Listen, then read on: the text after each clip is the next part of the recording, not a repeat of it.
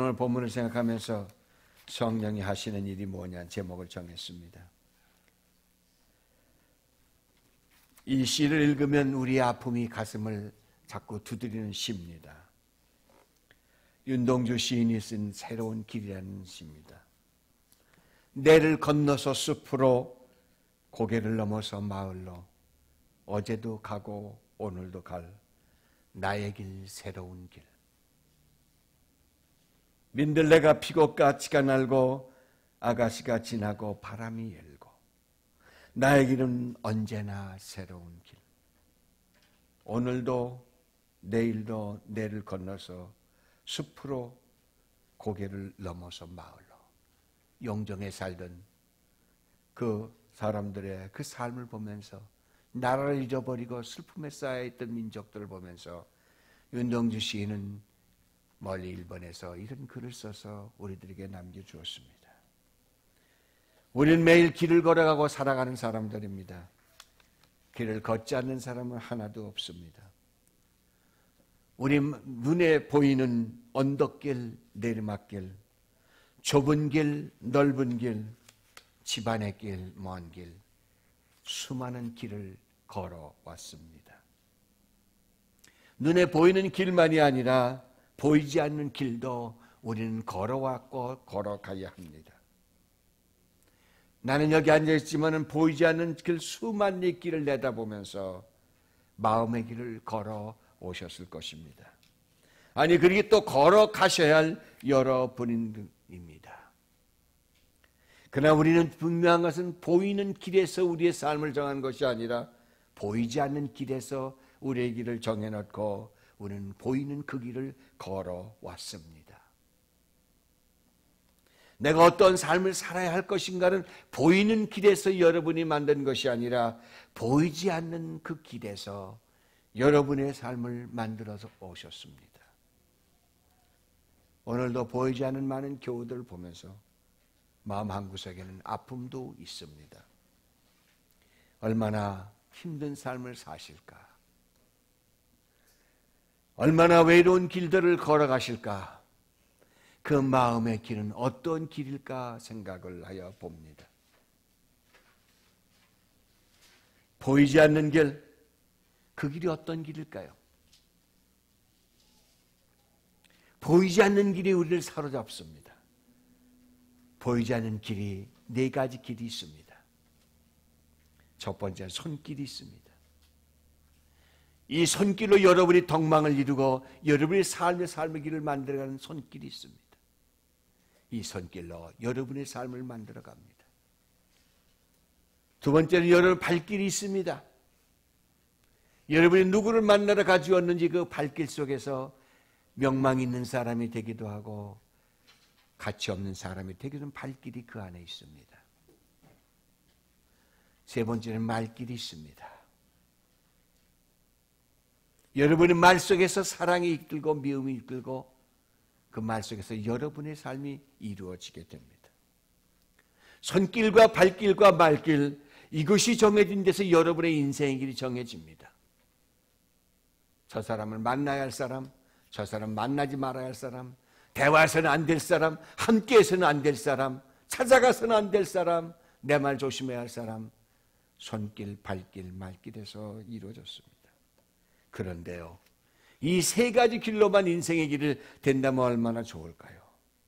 이 세 가지 길에 엉켜 살다 보면은 가슴이 답답하고 터질 것 같은 막힘의 순간들이 다가옵니다. 좌절과 실망에 빠져서 허덕일 때가 얼마나 많은지 모릅니다. 이 길을 벗어나야만 살아가는 길이 생깁니다. 이 세 번째, 다 세 가지를 다 이겨낼 수 있는 마지막 길이 하나 있습니다. 그 길이 빌길입니다. 빌길입니다. 우리가 빌길이 있을 때 새로운 삶의 비전을 얻기 시작을 합니다. 아무리 여러분의 손길이, 발길이, 말길이 여러분 세상에서 존경받은 짓을 할지라도 여러분 세상 사람들로부터 존경받는 사람이 될 수가 없습니다. 한 번도 이 세 길에서 위대한 인물이 나온 적이 없습니다. 빌길에서 새로운 사람이 탄생이 됐습니다.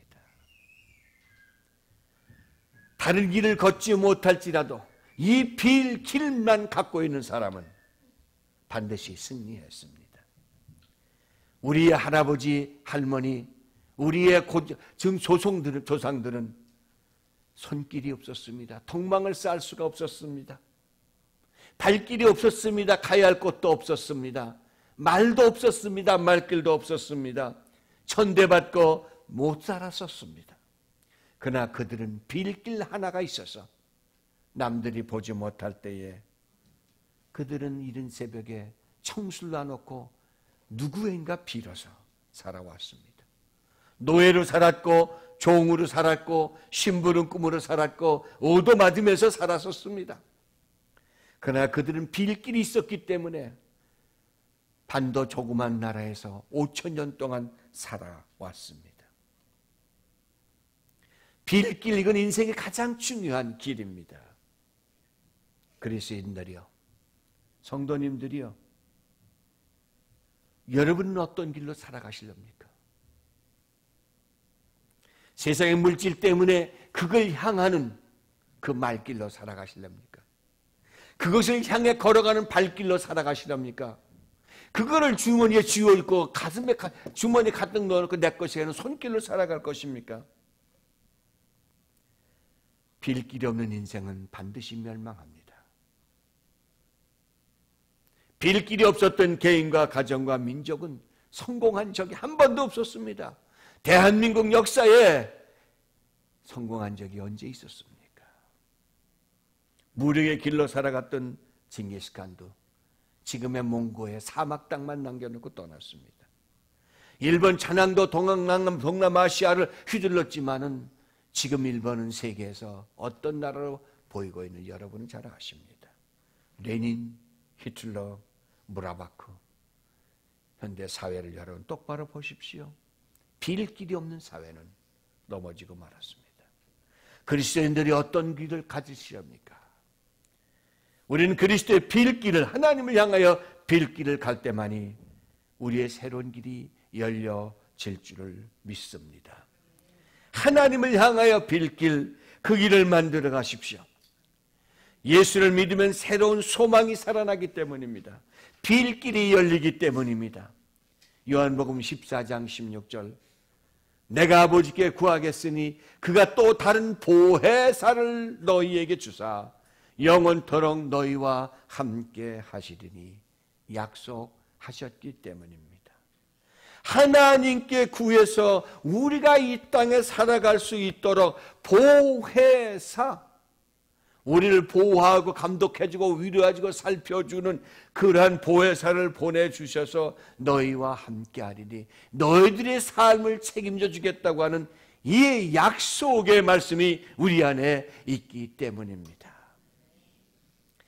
빌길이 있는 자는 살아납니다. 여호와를 향하여 빌길이 있는 자는 넘어지지 않습니다. 비록 채찍에 맞고 비록 가진 것을 빼앗길지라도 하나님을 향하여 빈 자들은 시간이 지나며 우뚝 솟아나 세상을 지도해 왔습니다. 다른 사람이 알지 못하는 길이 그 안에 있기 때문입니다. 비는 사람에게만 보여주시는 길입니다. 빌지 않는 사람에게는 보여지지 않는 그 길, 빌기 때문에 하나님이 함께 준 길입니다. 조용히 한번 여러분 머리 눈을 감고 생각해 보시옵시오. 내가 걸어온 길, 어떤 길이었습니까? 얼마나 웃고 걸어오셨습니까? 얼마나 행복한 웃음으로 그 길을 걸어오셨습니까? 아니, 총체적으로 따져봐야 인생에서 20분을 제대로 웃고 산 적이 없다고 합니다. 그러나 하나님을 만난 사람은 감옥에서도 웃었습니다. 채찍에서도 웃었습니다. 쇠고스랑 차고도 웃었습니다. 그들에게는 새로운 길이 있었기 때문입니다. 성령은 빌고 비는 그들에게, 믿는 자들에게 보호하여 주시는 길이기 때문입니다. 성령은 믿는 자를 보호하여 주십니다. 요한복음 14장 17절, 저는 진리의 영이라 세상은 너는 저를 받지 못하나니 이는 저를 보지도 못하고 알지도 못함이니라. 그러나 너희는 저를 아나니 저는 너희와 함께 거하심이요 또 너희 속에 거하심이라. 내가 너희를 고아와 같이 버려두지 아니하고 너에게로 오리라.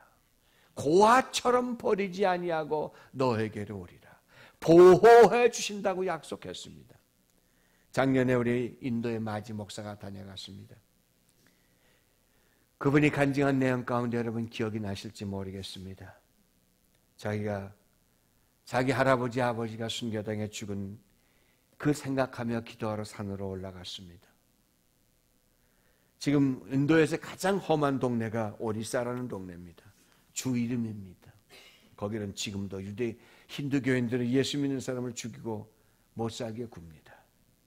기도하러 산에 올라가서 기도하는데 기도하는 가운데 자기가 무릎 꿇고 기도하는데 갑자기 마음에 이상한 생각이 듭니다. 그 조용히 무슨 생각이가 하나님의 뜻을 기다리는데 자기 마음에 이런 생각이 들어오는 겁니다. 마지야, 내가 이 산에서 기도하고 내려갈 때는 내가 올라온 길로 가지 마라. 반대길로 가라. 그는 그 음성을 듣는 순간 깨달은 게 있습니다. 아하, 나를 해치고자 하는 사람이 있겠구나. 그리고 기도를 마치고 자기가 올라왔던 길이 아닌 반대 산길을 따라서 내려왔습니다. 내려왔더니 교회와 교인들과 가정에 난리가 났습니다. 힌두교인들이 널 죽이러 산에 올라갔다는 거죠. 그는 그 소리를 듣고 무릎 꿇고 주님 앞에 감사 기도를 드렸다고 간증을 했습니다. 위태로울 때마다 주님은 우리를 도와주시고 우리의 갈 길을 보호하시며 주의 손안에 우리를 인도하여 주시는 줄 믿습니다. 성령은 믿는 자를 보호하십니다. 어디에 있든지 걱정하지 마십시오. 무릎 꿇고 주 앞에 기도만 하십시오. 사람들은 욕할지 몰라도 성령은 무릎 꿇은 자에게 하늘의 길을 제시하여 주실 줄 믿습니다. 아무리 흐르는 눈물이 많을지라도 주님은 그 눈물을 씻으며 그만한 웃음으로 채워주시기 때문입니다. 성령은 믿는 자들에게 무엇을 할 것인가를 가르쳐 주시는 분입니다. 무엇을 할 것인가를 가르쳐 주시는 분입니다. 요한복음 13장 33절 내가 너에게 새로운 계명을 주어 너희가 서로 사랑하라. 내가 너희를 사랑한 것이 너희 서로 사랑하라. 반복해서 서로 사랑하라, 서로 사랑하라, 서로 사랑하라고 말씀하셨습니다. 사랑, 거기는 하나님의 가르치는 말씀이 포함되어 있기 때문입니다. 짐 김발라라고 하는 목사가 20명이 남아있는 브루클린 교회에 부임했습니다. 20명 남은 목사는 떠나가야 됩니다. 그 교회 실패했는데 거기 왜 가겠습니까? 그런데 짐 목사는 20명이 있는 교회 가서 목회를 시작했습니다. 그 교회가 이 수천 명이 모인 교회가 됐고 또 아름다운 성가대가 그 교회에서 탄생했습니다. 그 많은 사람은 짐 목사에게 와서 질문했습니다. 어떻게 해서 이렇게 하나님의 교회를 잘 이뤘습니까? 그랬더니 짐 목사가 이렇게 말합니다. 나는 설교를 못합니다. 나는 조직력도 없습니다. 그는 한 가지 하는 것은 하나님 뜻에 살려고 하는 게 있습니다. 사랑해 주는 것뿐입니다. 사람을 인정해 주는 겁니다. 아무리 그가 못났을지라도 난 그를 하나님의 백성으로 영접해 주고 하나님이 당신을 사랑한다는 것을 보여준 것밖에는 한 일이 없습니다. 여러분, 이민사회의 이 아픔이 여기 있지 않습니까? 저도 사랑 못하는 사람입니다. 교회 주일날인데 주님을 만나는 예배 시간인데 아파서 못 나는 사람은 할 수 없지만 산과 들로 가는 게 그리 좋을까요? 좋지요. 그러면 다시 한번 생각해 보면 안 될까요? 나를 위해 십자가에 돌아가신 주님, 나를 위해서 준비하시고 나를 도와주신 주님,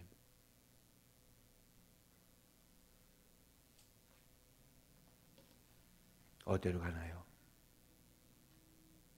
육으로 난 것은 육이요, 영으로 난 것은 영이에요.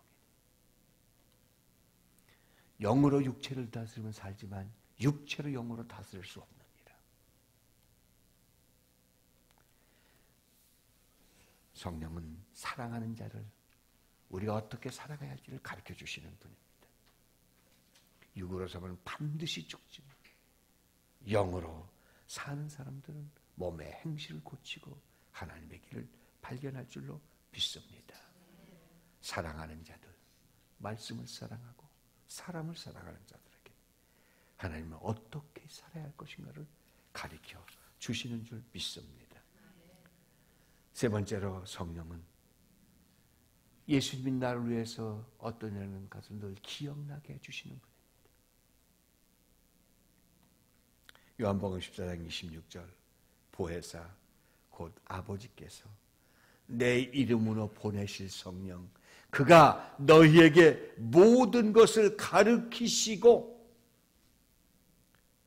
내가 너에게 말한 모든 것을 생각나게 하리라. 나이 들었다고 내가 나이가 들어서 기억력이 없어. 물론 기억력이 상실해 갑니다. 어제 어느 어른과 같이 대화하면서 아주 재미있는 말씀을 들었습니다.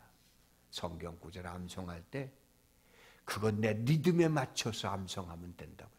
내 삶의 리듬에 맞춰서 암송하면 된다고. 성광과 같이 떠오르는 이 한 말씀이에요. 여러분 유행가는 한 번만 들어도 딱 알지요. 내 리듬에 맞거든요. 내 체질이 탱고 체질이거나 무슨 체질이 되니까 탱고가 나면 탱고를 따라갈 것이고 탱고가 음악인지 모르겠습니다. 제 체질에 맞춰서 성경을 암송하면 성경 구절을 암송할 수 있다고 하세요. 성령이 내 안에 있으면 생각나게 하셨습니다. 이걸 이렇게 하면 되겠다는 걸 가르쳐 주시는 일을 하십니다. 워싱턴 국립묘지에 다녀오신 분이 계실 겁니다. 2차 대전에 죽은 사람만 40만 6천 명이 죽었습니다. 한번 저도 거기에 가봤습니다. 하얀 십자가 그림, 그 십자가 나무가 쭉 덮여 있습니다. 40만 6천 명이 죽어서 지금 내가 미국에 와서 살고 있습니다. 거기 가서 가만히 있어 생각해 보면은 젊은 나이에 가 죽었습니다. 우리나라 6.25 전쟁 나니까 부자 집사님들 다 한국에 보내고 외국에 보내고 전 군대 한 번에는 지금도 아우성치고 돈 있으면 다 해외로 보내고 어느 때는 혼자서 그런 생각을 합니다. 목사의 자식들은 어떨까? 장로의 자녀들은 어떨까? 집사의 자녀들이 뭐라고? 정말로 하나님의 사람답게 나라를 위해서 일하고 있을까?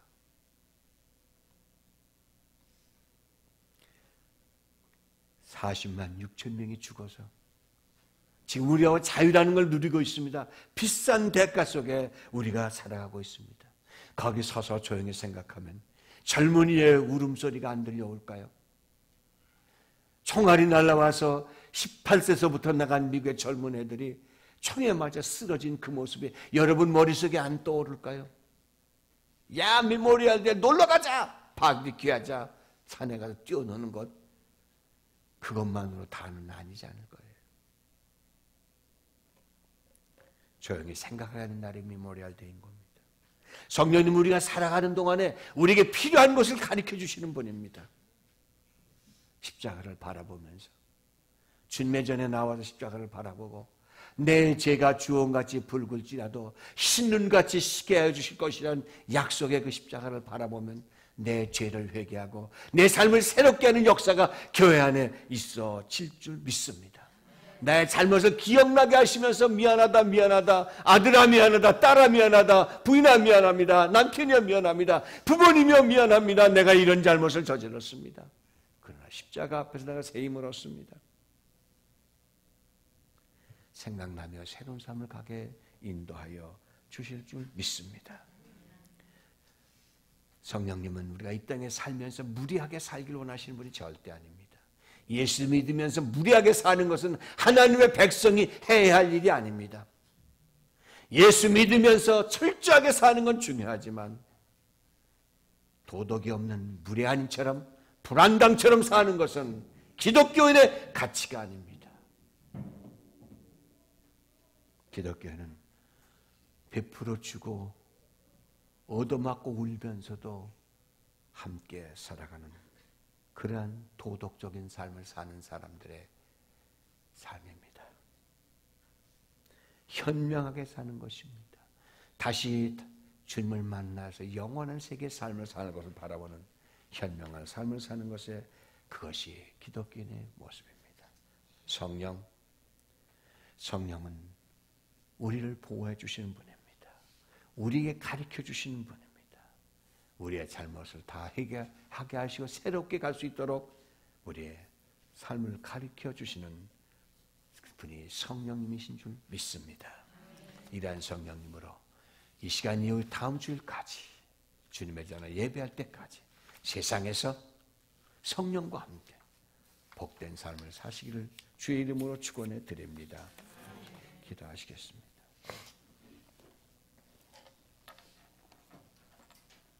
성령님, 우리를 인도하여 주시옵소서. 우리를 보호하시고 가르치시고 알게 하여 주시옵소서. 세상에 힘들지만 주님이 오시면, 성령이 우리와 함께 하시면 우리는 세상을 이기는 자들이 오니 우리와 함께 하옵소서. 예수님의 이름으로 기도합니다.